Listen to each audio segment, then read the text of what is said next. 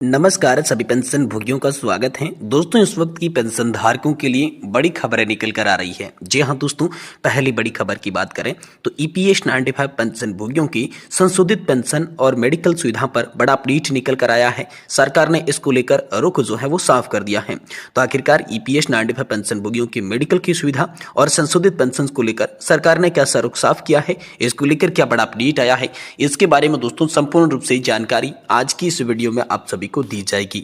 और वहीं बात करें ईपीएस 95 पेंशन स्कीम को लेकर अगले बड़े फैसले की, तो ईपीएस 95 पेंशन स्कीम पर सुप्रीम कोर्ट का निर्णय, सरकार की स्थिति यहां पर साफ होती हुई नजर आ रही है।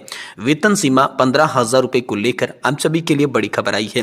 तो आखिरकार सुप्रीम कोर्ट का निर्णय और सरकार की स्थिति कैसे साफ हुई है, वेतन सीमा 15,000 रुपए को लेकर पेंशन धारकों के लिए क्या बड़ी खबर निकल कर आई है, इसके बारे में भी दोस्तों आज की इस वीडियो के अंदर बात करेंगे। साथ ही बात करने वाले हैं कर्मचारी भविष्य निधि संगठन के तहत आने वाली 6 करोड़ पीएफ खाता धारकों के लिए बेहद जरूरी और बड़ी अपडेट निकल कर आई है। जी हां दोस्तों, अब कर्मचारी भविष्य निधि संगठन अपने नियमों में बदलाव करने वाला है। तो आखिरकार कर्मचारी भविष्य निधि संगठन के द्वारा किए गए नियमों के बदलाव के तहत 6 करोड़ से अधिक पेंशन के खाता धारकों के लिए आखिरकार क्या बड़ी खुशखबरी हो सकती है, क्या राहत मिल सकती है, इसके बारे में भी आज की इस वीडियो के अंदर बात करेंगे। इसलिए हम सभी पेंशन धारकों से निवेदन है कि दोस्तों आज की इस वीडियो को आप लास्ट तक देखिएगा और साथ ही हमारे चैनल पर नए हैं तो चैनल को भी सब्सक्राइब जरूर कर दीजिएगा। तो चलिए बिना किसी देरी के संपूर्ण खबरों को विस्तार से इस वीडियो के अंदर जान लेते हैं। इसलिए आपसे निवेदन है कि आप वीडियो लास्ट तक देखिएगा। जी दोस्तों, तो पहली बड़ी खबर की बात करें,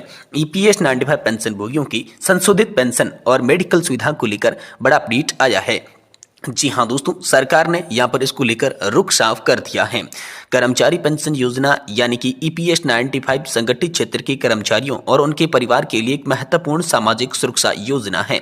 लोकसभा में 16 दिसंबर 2024 को कर्मचारी पेंशन योजना 1995 से संबंधित विभिन्न सवाल उठाई गई, जिन पर श्रम और रोजगार मंत्रालय ने अपना उत्तर दिया है। तो चलिए जानते हैं इन सवालों के उत्तरों के बारे में विस्तार से जानकारी को। जी हां दोस्तों, ईपीएस 95 पेंशन के मुद्दों पर लोकसभा में मचा बवाल। श्री दरोगा प्रसाद सरोज एवं संजय सिंह हरिभाऊ जाधव ने लोकसभा में दोस्तों आज सरकार को घेरा और सरकार से बहुत सारे प्रश्न किए, जिसमें पहला प्रश्न है, ईपीएस 95 पेंशन भोगियों को पेंशन देने की नीति और मानदंड क्या है?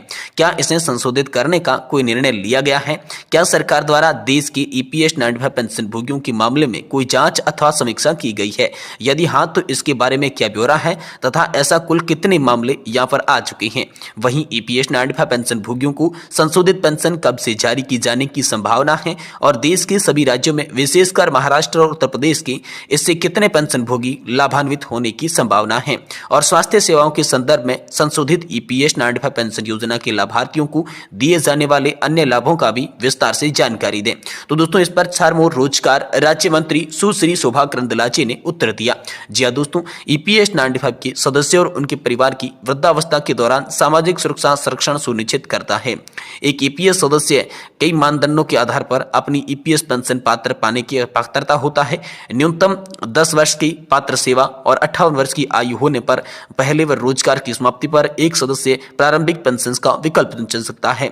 ऐसे में प्रारंभिक पेंशन का 50 वर्ष की आयु से शुरू हो जाती है। बस शर्त है कि 58 वर्ष से कम होने वाली प्रत्येक वर्ष में 4 वर्ष की दर से पेंशन कम की जाती है। इसी के साथ ही उन्होंने कहा कि कम से कम 1 माह के अंशदान वाले सदस्य की अंशकता और मृत्यु के मामले में पेंशन पात्रता के लिए कोई आयु अथवा न्यूनतम पात्रता सेवा मानदंड लागू नहीं है।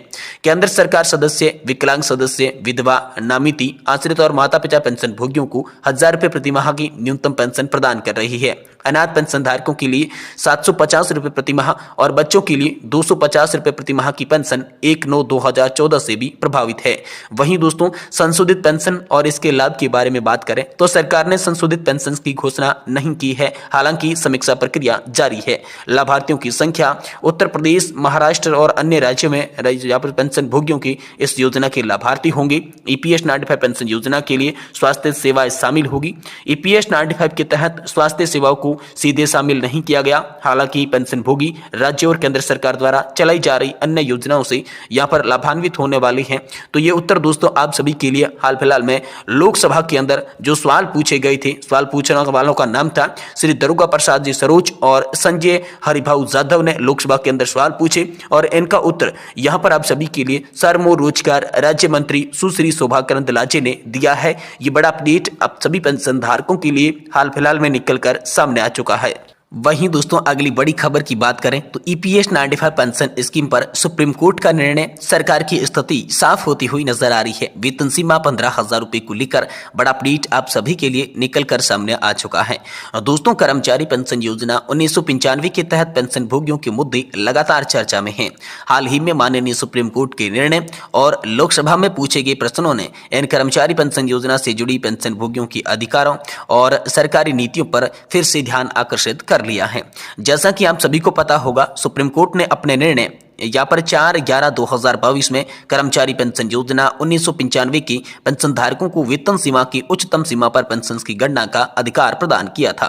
इसके तहत पेंशन की गणना के लिए अंतिम वेतन के आधार पर पेंशन का निर्धारण किया जाना था। इन सभी मुद्दों को लेकर लोकसभा में श्री विजय बघेल ने सरकार को घेरा और सरकार से सवाल किए। तो जानते हैं कि क्या सवाल पूछे गए और सरकार की तरफ से क्या जवाब दिया गया, इसके बारे में चलिए विस्तार से जानकारी हम सभी को बताती हैं। सुश्री यहाँ पर श्रीमती बघेल जी ने सरकार से पूछा कि क्या श्रम और रोजगार मंत्री ये बताने की कृपा करेंगे कि क्या कर्मचारी भविष्य निधि संगठन यानी कि ईपीएफओ माननीय सर्वोच्च न्यायालय के 4 नवंबर 2022 की उस आदेश का क्रियान्वयन कर रहा है जिसमें ईपीएस 95 पेंशन योजना की गणना के लिए 15,000 रुपए की वेतन सीमा को समाप्त कर दिया गया था। इसी के साथ ही उन्होंने पूछा क्या दुर्ग लोकसभा क्षेत्र के भिलाई इस्पात संयंत्र के पूर्व कर्मचारी के संबंध मामलों के लिए अंतिम वेतन को आधार बनाया गया था, यदि हाँ तो इसके संबंध में क्या ब्यौरा है। और तत्पश्चात उन्होंने पूछा कि क्या कर्मचारी भविष्य निधि संगठन रायपुर कार्यालय ने इन कर्मचारियों के उनके पिछले वेतन के आधार पर अंतरराशि के रूप में 15 से 30 लाख रुपए तक वसूल लिए, लगभग 1 माह बाद अंतर की राशि लौटाते हुए बाद में पेंशन देने से मना कर दिया, यदि हाँ तो इसके संबंध में क्या ब्यौरा है, सरकार द्वारा इस संबंध में क्या कार्यवाही की गई है। ये तमाम तरीके के सवाल पूछे गए। तो दोस्तों इसका भी श्रम और रोजगार राज्य मंत्री सुश्री शोभा करंदलाजे ने जवाब दिया है। सुश्री शोभा करंदलाजे ने कहा कि माननीय उच्चतम न्यायालय द्वारा 2019 में SLP संख्या 8658/8659 की पारित दिनांक 4/11/2022 के निर्णय के क्रियान्वयन में कर्मचारी भविष्य निधि संगठन द्वारा एक ऑनलाइन सुविधा प्रदान की गई थी जिसमें आवेदकों द्वारा विकल्प संयुक्त विकल्पों के सत्यापन के लिए 17,49,000 आवेदन सफलतापूर्वक प्रस्तुत किए गई थी। और उसी के बाद उन्होंने कहा कि भिलाई इस्पात संयंत्र की भविष्य निधि आयुक्त यानी कि PF से छूट प्राप्त प्रतिष्ठान है, इसलिए उनके कर्मचारियों के प्राप्त आवेदकों की जांच PF ट्रस्ट के नियमों को विचार में रखते हुए की जानी है और इसके अनुसार निर्णय लिया जाएगा। सुश्री शोभा करंदलाजे ने आगे कहा कि आवेदकों से प्राप्त सभी गलत राशि कर्मचारी भविष्य निधि संगठन क्षेत्रीय कार्यालय रायपुर द्वारा ब्याज सहित वापस कर दी गई। आवेदक भिलाई इस्पात संयंत्र की PF ट्रस्ट के सदस्य थे जहां वेतन सीमा से अधिक पेंशन की निधि से अंशदान की अनुमति नहीं थी और उसी के अनुसार पेंशन निधि में सदस्यों का अंशदान वेतन सीमा तक सीमित कर दिया गया था। तो ये बड़ा जवाब दोस्तों हाल फिलहाल में आप सभी के लिए श्रम और रोजगार राज्य मंत्री सुश्री शोभा करंदलाजे ने दिया। और यहाँ पर सवाल करने वाले जिनका नाम था श्री विजय जी बघेल ने ये प्रश्न आप सभी के लिए लोकसभा के अंदर पूछे हैं। यानी कि दोस्तों कुल मिलाकर लोकसभा के अंदर चल रहे हाल फिलहाल के सत्र के अंदर आप सभी पेंशन धारकों के लिए बड़ी खबरें ये आ रही है कि अब दोस्तों एक बार फिर से संसद के अंदर ईपीएस 95 पेंशनर्स का मुद्दा उठने लग गया है। ईपीएस 95 पेंशनर्स को लेकर तमाम तरीके के सवाल जवाब जो हैं वो दोस्तों संसद में निकलकर सामने आ रही हैं, जिससे इसे देखते हुए अब ऐसा लग रहा है कि नए साल से पहले कर्मचारी और पेंशन धारकों के साथ साथ ईपीएस 95 पेंशन भोगियों को कुछ राहत मिल सकती है बजट 2025 से पहले। ये बड़ी खबर दोस्तों आप सभी के लिए हाल फिलहाल में निकलकर सामने आ चुकी है।